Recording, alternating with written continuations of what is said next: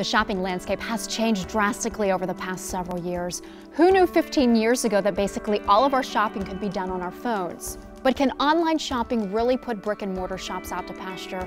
To give us some insight is Brian Ford, Managing Director and Financial Advisor with RBC Wealth Management. Thank you for coming in. I'm glad to be here, Amy. Thanks for having me. Can you just give us some basic information on where do we stand as far as online versus brick and mortar? Well, sure. First and foremost, brick and mortar is not dead. It is definitely true that the growth rates of e-commerce are a lot faster than brick and mortar. I think e-commerce is growing around 15% a year. Brick and mortar is growing around 4% a year or so. But it's also the case, a lot of people don't know this, that about 90%, almost 90% of all retail purchases are done offline. They're not done online. It's a little surprising to people. Clearly there are some industries that are more affected by online, and that could include apparel, consumer staples, even some consumer electronics. But here's a fact that you might be interested in.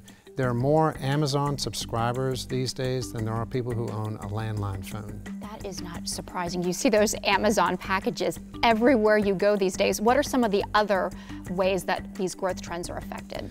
Well, there are a few. The first one that I notice is really just ease and simplicity. In fact, shipping is there. It was not too long ago when I think next day shipping, even same day shipping was kind of a novelty. You didn't really expect it.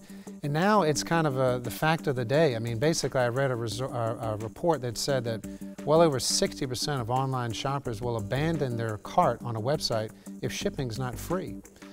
We also know one big trend that's going on right now is AI, artificial intelligence. You know, the voice-activated devices that we all know. It just makes it easier to order or stock up on something if you need to get more of something. The other thing I would tell you, Amy, that's really a big deal is the trend to buy online and pick up in stores. That's a very big deal. In fact, that segment alone has more than doubled in 2018 alone.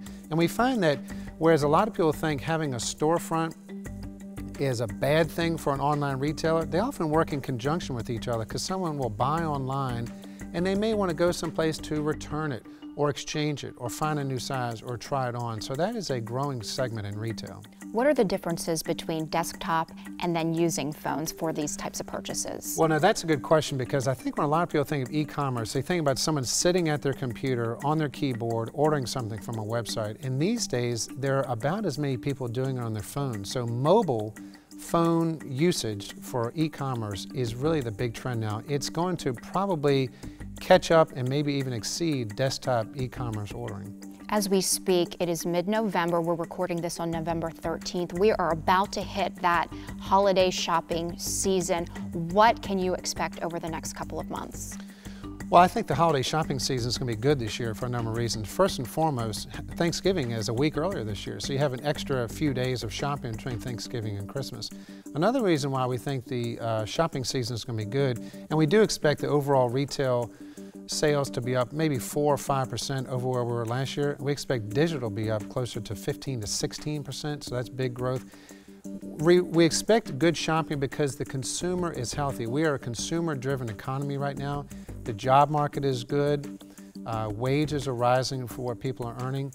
And interestingly enough, gas prices are low. Gas prices have a lot to do with consumer health and how much they can shop and how much they'll go out to visit brick and mortar shops. This is an interesting stat that a lot of people care more about lower gas prices than they do about stock prices in the stock market.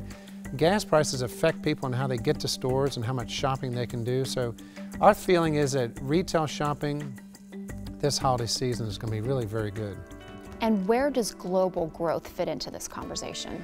Well, I think it's a big factor. The U.S. is not the only game in town now. Just recently in November, China had what they call Singles Day, which is the largest retail event in the world. They did $30 billion of transactions in one day alone. That dwarfs our Black Friday and Cyber Monday by a huge factor. So clearly there's a lot of growth potential in e-commerce internationally, much more so here than the U.S. Brian Ford, thank you so much for joining us today, adding to our conversation. And for more information, you can go to FordGroupRBC.com. Happy shopping.